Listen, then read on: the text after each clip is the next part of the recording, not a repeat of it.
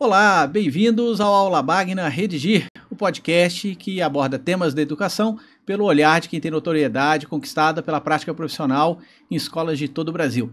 Estamos aqui hoje no nosso segundo episódio do videocast Aula Magna Redigir, a nossa versão em estúdio, a nossa versão gravada.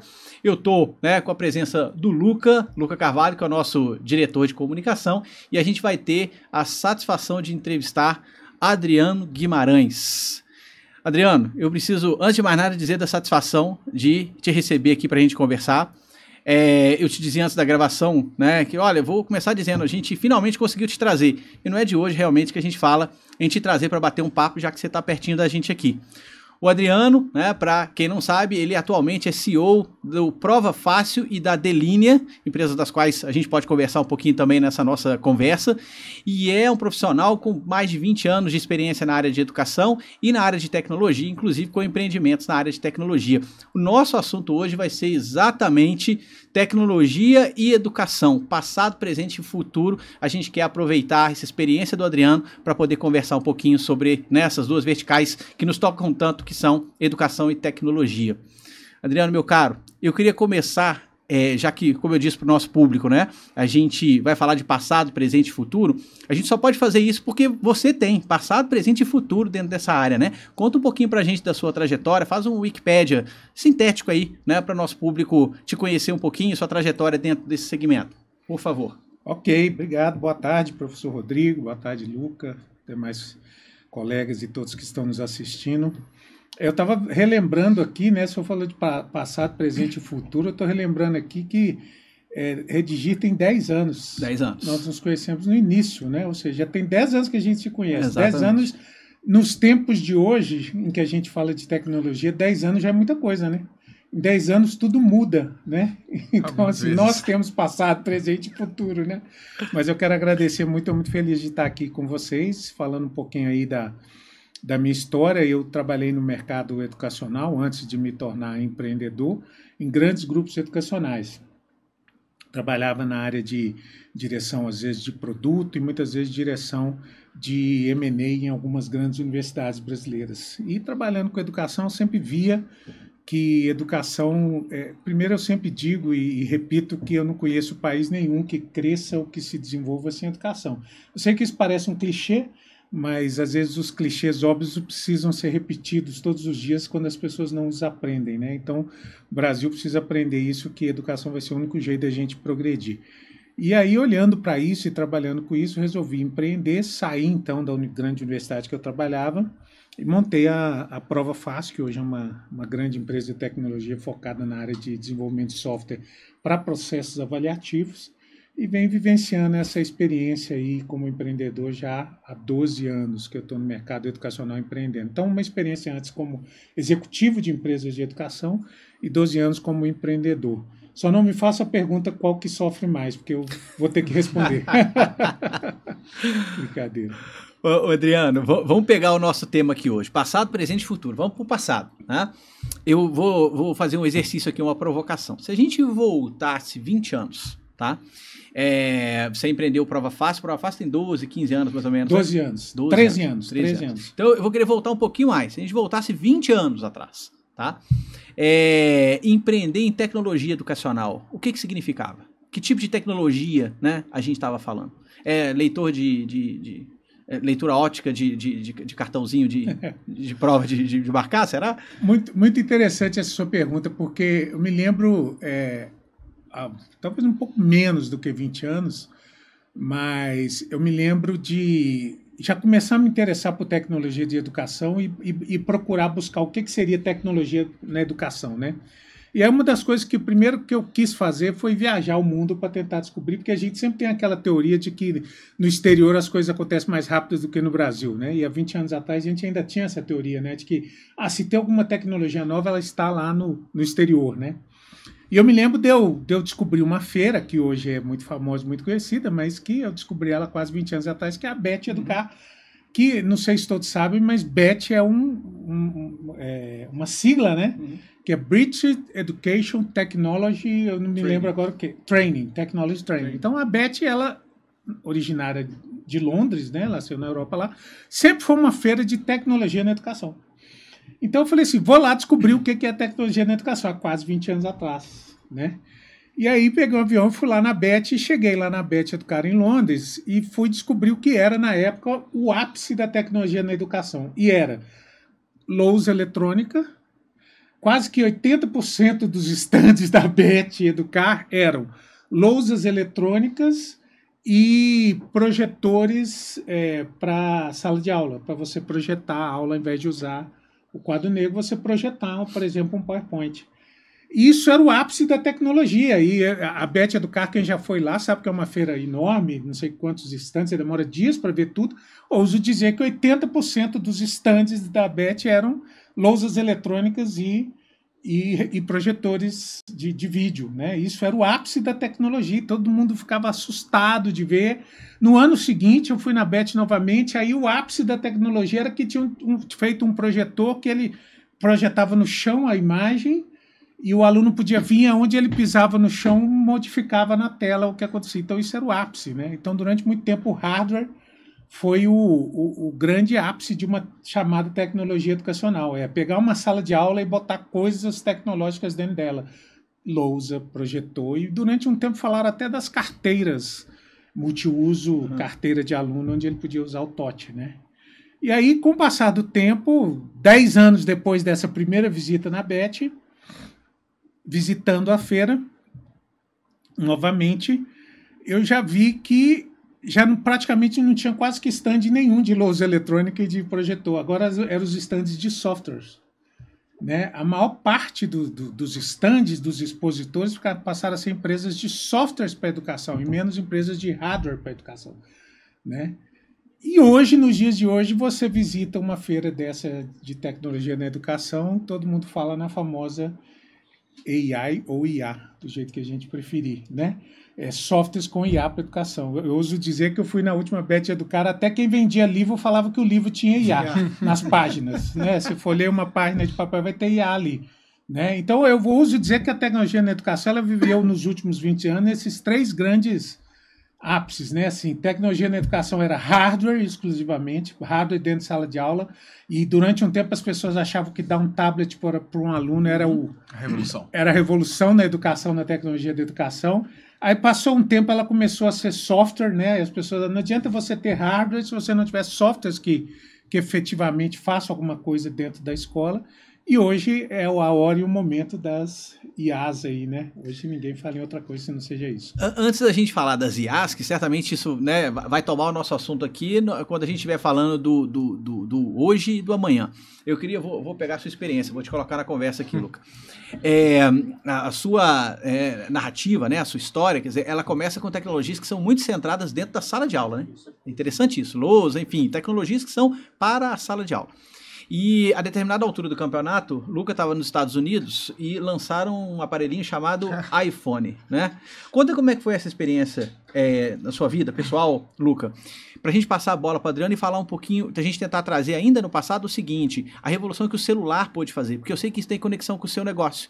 A gente se conheceu há 10 anos e quando nós conhecemos o seu negócio, uma das vertentes ou verticais que você tinha era uma possibilidade do professor comprar o Prova Fácil para fazer correção de provas pelo próprio celular, não é?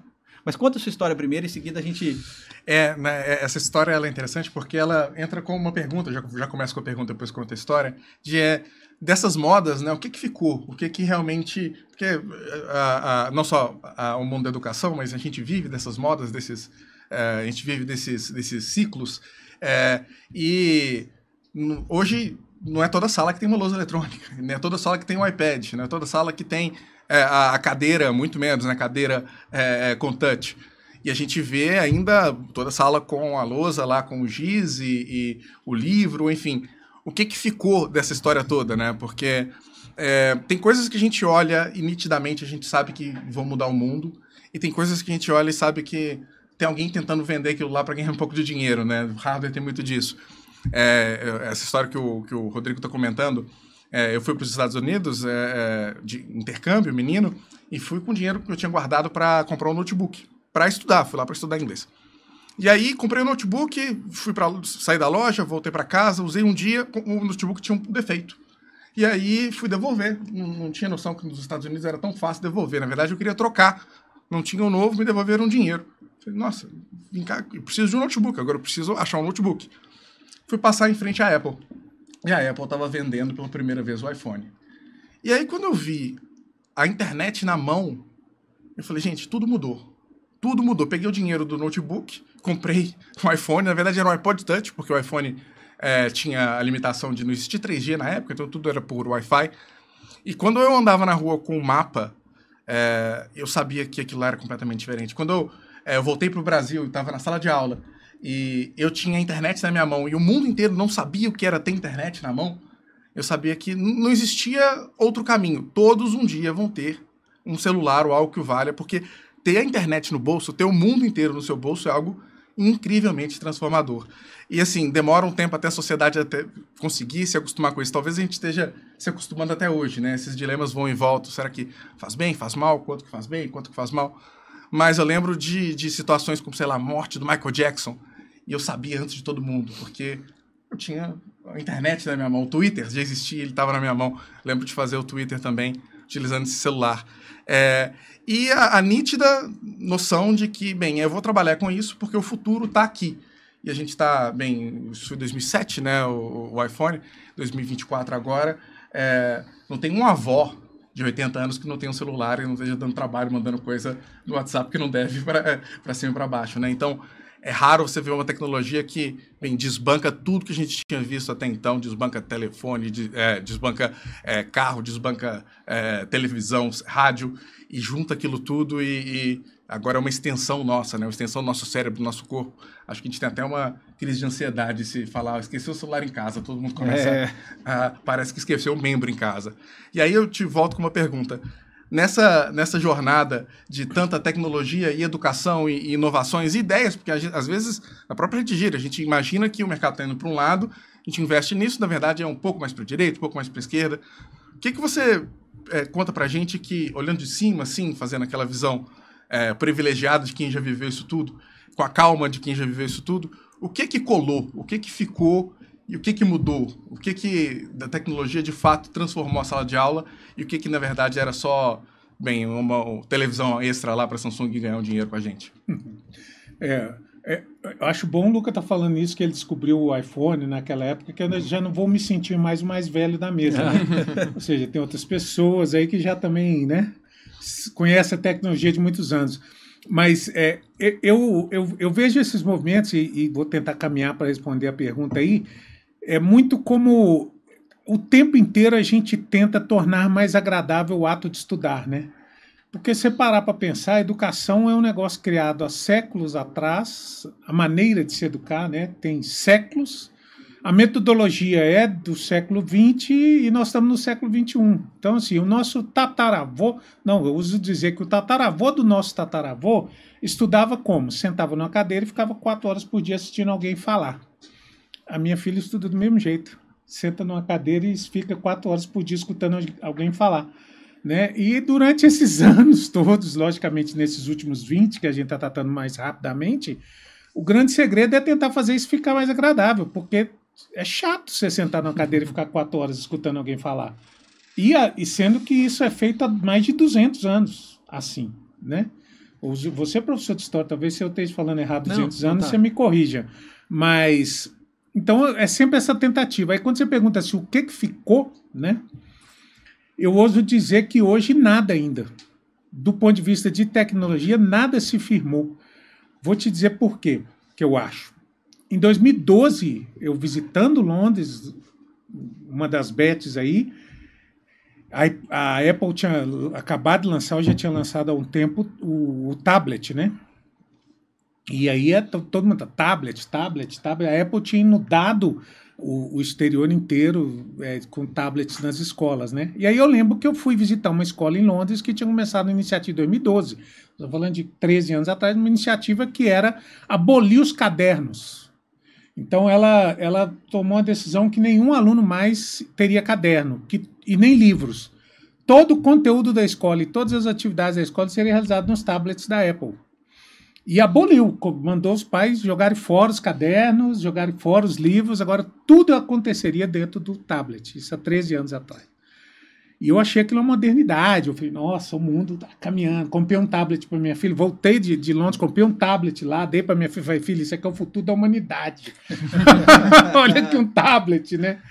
E aí, alguns anos depois, eu acho que foi uns 4 anos atrás, eu vi uma notícia dessa mesma escola que eu conheci na época lá, dizendo que foi a maior besteira que eles tinham feito. Que aboliram celulares e tablets dentro da sala de aula, né? Uma das coisas que os meninos têm perdido hoje por causa de quem inventa celular e tablet dentro da sala de aula é o momento de pinça, o momento de escrever, né? Os meninos não escrever se faz com a mão, né? Se você só digita. Então a escola aboliu as coisas. Então esses momentos eu vejo que eles foram acontecendo, mas eu ouso dizer hoje que ainda não se encontrou qual é a ferramenta tecnológica que vai ser a mais eficiente para fazer os alunos terem vontade de estudar e melhorar o seu estudo. O celular, é lógico, é uma revolução. Só que o celular hoje, a discussão está aí, né? Quem sou eu? Mas a discussão está proíbe ou solta? Proíbe ou solta? Uns proibiram, outros soltaram, todo mundo quer proibir. Então, assim, porque não encontrou-se o modelo ideal ainda de ferramenta tecnológica para fazer as pessoas gostarem de estudar dentro do modelo de uma escola tradicional. Sentar dentro da cadeira de sala de aula para ouvir alguém falar, né? Então, eu acho que nada, Duca. Respondendo a sua pergunta, nenhuma tecnologia, na minha visão, se firmou ainda. E só fazendo um adendo, se a gente traçar essa linha de 200 anos, talvez a gente tenha até tido uma queda na qualidade de ensino, se a gente levar em consideração que há 200 anos quem ia ter acesso a um professor era quem tinha, era quem tinha muito dinheiro e tinha acesso a um professor, quase um tutor particular, ou então grupos pequenos de pessoas que iam fazer ali um acompanhamento individualizado, um acompanhamento que até a gente vai ver com Bloom depois, né, que você consegue mover um aluno 2 desvio padrão, 2 sigma, da nota dele, né, a performance do aluno, se ele tivesse acompanhamento próximo. E a gente veio caminhando num movimento que, bem, é extremamente necessário, a gente fez da melhor forma como conseguiu e continua fazendo da melhor forma que dá, mas tentando educar em escala industrial, né? Então a gente agora tem um professor para 30 alunos, para 50 alunos. E esse um professor tem que dar uma média de uma aula e todo mundo tem que acompanhar, e se ficou para trás, você que leia em casa depois. E a gente vê a consequência de mais tecnologia, mais escala, pior qualidade. Vamos pegar a sua fala, Luca, porque eu acho que ela nos permite fazer uma ponte para presente e futuro. Eu não vejo como a gente falar de presente da educação sem falar de futuro da educação, porque as coisas estão se movendo numa velocidade que, enfim, é clichê falar que está se movendo muito rápido, né? Eu concordo com tudo que vocês disseram e queria acrescentar um ponto que é o seguinte.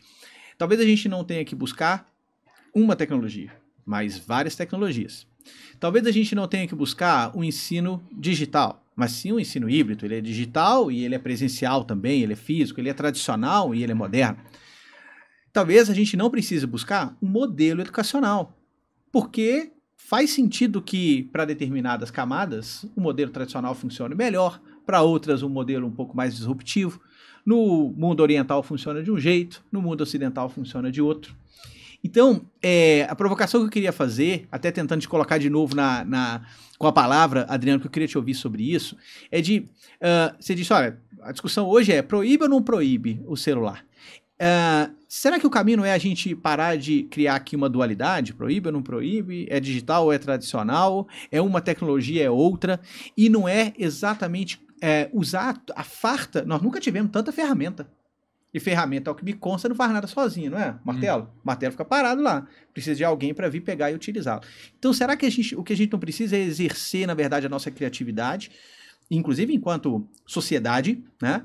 E, sobretudo, colocar, né, nas mãos dos educadores a responsabilidade de olhar para cada escola, até com um pouco mais de autonomia mesmo, porque a escola hoje tem pouca autonomia, sobretudo nos sistemas, para dizer, olha, em determinado lugar vai funcionar de jeito, no outro lugar vai funcionar de outro jeito. Uma tecnologia assim é utilizada numa escola, em outra escola não é. Esse seria o futuro, né, da tecnologia educacional, Adriano? Sim, eu acho que sim. Eu acho que o que a gente tem que pensar enquanto tecnologia e tentar resolver é o que eu chamo de dar autonomia para as pessoas, né? Assim, para todo mundo, para o professor e para o aluno, né? A tecnologia ela não deveria existir se não fosse para dar autonomia para alguém ou para resolver algum problema que alguém tem, né? Muitas vezes a gente cria tecnologias para resolver problemas que ninguém tem. Então, ela não serve para nada, né? Ela serve para resolver problemas que alguém tem. E se a gente conseguisse criar tecnologia que resolvesse os problemas que alguém tem e dando autonomia para essas pessoas resolver seus próprios problemas, esse eu acho que é o grande futuro. Então, tem uma figura na educação, que é a figura mais importante, que todo mundo depende dela, que é o chamado professor. Né? O professor, ele não pode ser igual, quando você falou de ferramentas, eu vou te dar o meu exemplo. Eu sou um cara inteligente, eu já formei, já fiz pós-graduação, já fiz um monte de coisa, mas se você me der uma mala de ferramenta, martelo, chave de fenda, não sei o que, me pedir para fazer algum conserto na minha casa, eu não vou saber fazer. Eu não sei usar essas ferramentas, não sei usar chave de fenda, martelo, não sei usar nada, eu tenho que chamar alguém, porque eu não sei usar. Né? Então, de nada me serve a ferramenta se eu não sei usar. Eu não sei usar por quê? Porque eu tenho medo de usar, porque eu acho que eu vou estragar mais as coisas que eu vou tentar consertar com as ferramentas do que consertar. Então eu preciso de duas coisas. Eu preciso de alguém que me ensine a usar as ferramentas e eu preciso de alguém que me tire o medo de usar as ferramentas, porque eu passei a vida inteira acreditando que eu não consigo consertar aquelas coisas ali que eu tenho que fazer do meu jeito. Então eu acho que falta a gente encontrar tecnologias que promovam primeiro no professor isso, né? Esse perder o medo de que aquilo ali vem de alguma forma para substituí-lo ou vem de alguma forma para fazer o que ele não sabe fazer, o que não... Não é isso. Aquela tecnologia vem para fazer o professor ter a resolução de um problema dele. O Luca falou, mas como é que analisa um monte de aluno numa sala? Como é que a tecnologia tem que vir para fazer o professor resolver esses problemas? E alguém tem que ensinar ele a usar essas ferramentas. E aí, quando ele sentir que aquilo ali aumentou a autonomia dele enquanto professor, aí sim aquilo passa a ser algo eficiente. E no aluno a mesma coisa. Quando a gente dá o celular para o aluno aqui, né, o problema é que hoje o celular, quando você entrega ele na mão de alguém, como o Luca falou, né, ele foi para lá porque, achando que era notebook, pegou um negócio desse, o mundo estava na mão dele. Né? Mas quando você entrega um negócio desse na mão de um aluno, você tem que, de alguma maneira, ensiná-lo a usar as ferramentas, porque senão ele vai ser como eu, vai pegar as ferramentas e vai estragar o que ele quer consertar. Né? Tem que ensiná-lo a usar e tem que mostrar que isso aqui, na verdade, vai resolver um problema dele. Qual que é o problema dele? Autonomia para aprender. Será que ele quer ainda, até hoje, nos dias de hoje, ser considerado um ser humano que as pessoas falam assim, você só aprende se tiver alguém para te ensinar? Não sei se ele quer ainda ouvir isso, né? Talvez ele quer assim, não, eu quero aprender sozinho. E hoje, quando eu abro isso aqui, eu aprendo um monte de coisa. Então, ensinar para ele a usar para que essa autonomia dele seja exercida. Resumindo aqui, eu acho que o grande segredo da tecnologia vai ser a tecnologia que dê autonomia para as pessoas. E no caso da aprendizagem, dê autonomia para a aprendizagem, para o ensino e para a aprendizagem. Para quem ensina a autonomia e para quem aprende a capacidade de aprender. Eu acho que é por aí. E aí independe de hardware, independe de software, independe do que a gente estiver falando, né? Mas se a gente conseguir achar esse... O problema é que hoje as pessoas criam sem pensar nisso. Sem pensar em gerar autonomia. Criam às vezes para ganhar dinheiro, como você falou, ou criam às vezes porque alguém falou que é legal. Né? Isso aqui é legal, mas isso aqui mal usado não serve para nada. A gente tem dois vícios, né? Na Redir, a gente comenta isso muito quando a gente está no trabalho de inovar. A gente tem o vício de tentar imaginar o futuro baseado no passado, ou seja, lançou o Google. O que é o Google? Então, o Google é páginas amarelas online. Não, tem muito mais lá. Depois, quando você muda de e-mail, você tem link, você tem áudio, tem vídeo. Então, existe agora uma tela, existe touchscreen. Ótimo, vamos fazer uma lousa gigante, agora é isso que eu preciso. A televisão vai ser a lousa. Quando, na verdade, você não precisava reinventar a lousa. Você podia repensar a experiência do zero. E aí, fazendo... eu gostei da separação inicial na fala entre hardware e software. O celular, ele é o hardware, né? E ele é um computador. Ele é um computador. No final das contas, igual esse relógio, um computador, igual até o roteador, que tudo nos cerca aqui, hoje tudo é computador. O que é injusto, e é injusto inclusive com a gente, é que a gente pegou os melhores cérebros da humanidade, com budgets de trilhões de dólares, literalmente, e a gente colocou esse pessoal para produzir softwares que trabalham por cada segundo da nossa atenção. E a gente coloca isso na mão de celulares e na mão de crianças que estão ali com o objetivo de prestar atenção numa coisa que é mais chata. E aí é injusto. Né? Se a gente tem que se policiar, se a gente tem que criar regras, não vou... Se o iPhone precisa de te dizer, olha, você usou tanto de Instagram essa semana, e você olha com peso na consciência e fala, putz, esse tempo podia ter sido melhor empregado, né? Mas isso a gente, com a maturidade que temos e com os boletos que temos para pagar, né? Agora, você coloca isso na mão de uma criança, gente, não tem como dar certo, né? É impossível dar certo. A gente colocou a assimetria de poder, o software mais avançado que a humanidade já criou, a AI mais avançado que a humanidade já criou para maximizar seu engajamento com conteúdos do mundo inteiro, em tempo real, onde toda vez que você dá um clique aparece uma coisa nova. Gente, aí entra-se nessa loucura de proíbe o celular. Mas é proibir o celular não é o problema. Tira a internet que o celular vira um pedaço um peso de papel aí. Tira o celular dos meninos que eles não sabem nem o que fazer com esse celular, isso é verdade. Agora, é interessante, talvez para a gente até encaminhando para o final, falar de futuro não pode ser diferente, quer dizer, a gente precisa falar de inteligência artificial, né? E aí entram todos esses dilemas que a gente está conversando aqui do presente, né? Na Redigir, Adriano, a gente está lançando agora, nós estamos gravando no finalzinho de 2024, né? Estamos lançando para 2025 a metodologia Redigir. Você bem disse no início aí do nosso podcast, são 10 anos de experiência na Redigir. Então a gente, né, esses insumos aí de relacionamento de 10 anos com escolas do Brasil inteiro, o objetivo é, de alguma maneira, tentar compartilhar com essas escolas todas o melhor que a gente teve de experiências, né? Então, na ideia de que você precisa planejar, você precisa executar, você precisa avaliar e depois você precisa, naturalmente, checar novamente e restabelecer a rota. Só que a gente está recortando dentro da metodologia Redigir a introdução de inteligência artificial. Na verdade, no caso da Redigir, não se limita a isso. A gente usa inteligência artificial na empresa inteira. O problema não é IA, é como você usa, né? A gente usa na empresa inteira. Mas dentro da metodologia, especificamente falando, a gente está interessado em algumas coisas. Por exemplo, a gente está interessado em um tutor que consiga orientar o aluno. Mas tutor todo mundo está fazendo? Ok, mas nós estamos desenvolvendo um tutor capaz de, entre outras coisas, estar conectado a todo o histórico de avaliação do aluno. Portanto, quando ele dialoga com o aluno, ele dialoga sabendo quem é aquele aluno e não dialogando especificamente a partir de um prompt e genericamente com aquele estudante. Nós estamos dialogando interessados também, ou estamos desenvolvendo, na verdade, interessados também em soluções didáticas diferentes, né? A IA hoje é capaz de gerar conteúdo e soluções didáticas diferentes para esse estudante. Quando a gente vai para a ótica do professor também, né? A gente, inclusive, essa é uma solução que a gente já tem dentro da nossa assessoria. Uma IA que consegue sugerir ao professor ações, intervenções pedagógicas a partir dos dados que estão ali dentro do nosso sistema. E olha que legal.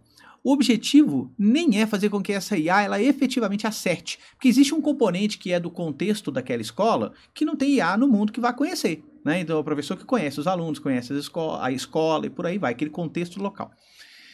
Mas então a ideia é mais que esse assistente ele consiga estimular o professor. Se o professor disser o que esse robô está me dizendo está errado, eu preciso fazer absolutamente o contrário, já foi um sucesso, porque eu fiz o professor pensar naquilo que ele tem que fazer a partir de uma avaliação que está colocada. Então essas são algumas aplicações, a despeito das dificuldades com redes sociais e por aí vai, são algumas das aplicações que a gente, inclusive algumas delas já estão funcionando dentro do nosso negócio.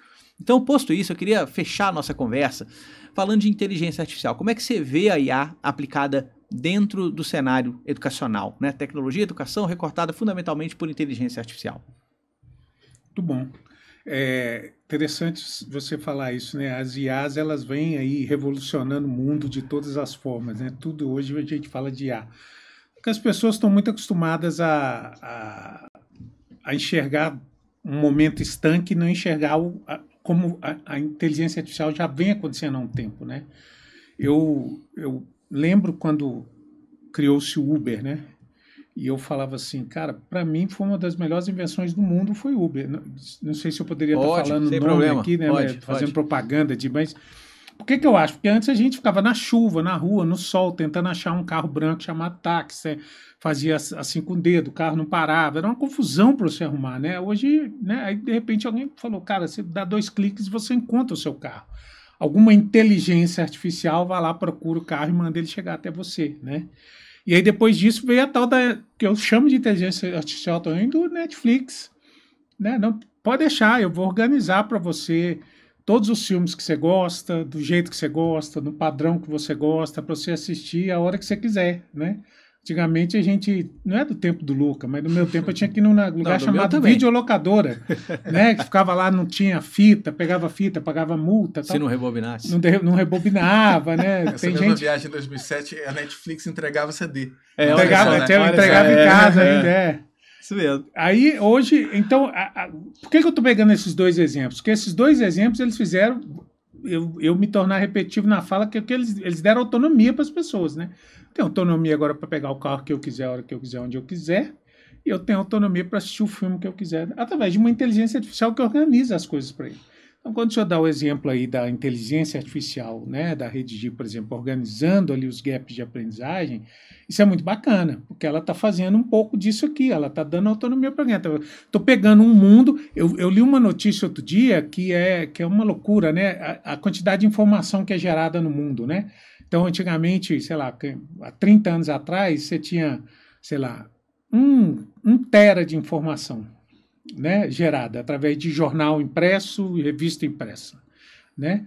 Hoje, 30 anos depois, acho que você tem milhões de teras por segundo geradas de informação e que você não precisa de nada impresso mais para acessar ela, você precisa só desse negócio aqui.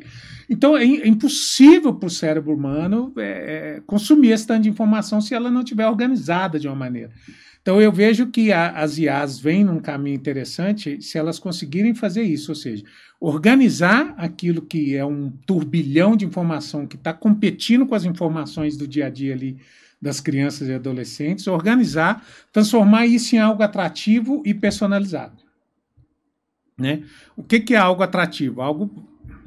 Volto a dizer, o exemplo da minha filha aprendendo inglês, e eu vou repetir isso, aí quem já me ouviu falando isso na internet, me perdoa que eu repito esse exemplo sempre, mas eu botei minha filha na escola de inglês 10 anos estudando inglês. Falava inglês mais ou menos. Aí, de repente, a gente foi para os Estados Unidos um ano lá, ela resolveu parar de estudar inglês na escola tradicional, porque eu não estava gostando, mas parei. Aí a gente ia para os Estados Unidos e ela falava aquele inglês mais ou menos. Fomos nos Estados Unidos um ano depois, ela chegou lá nos Estados Unidos conversando inglês como se fosse uma nativa, falando gíria, conversando com adolescentes. Eu falei, filha, como é que você aprendeu esse tanto de inglês em um ano se a escola parou? TikTok, pai. Eu estava seguindo um rapper americano no TikTok e eu aprendi muito inglês com esse rapper. Então, ou seja, a inteligência artificial do TikTok encontrou algo que ela gostava, atrativo para ela.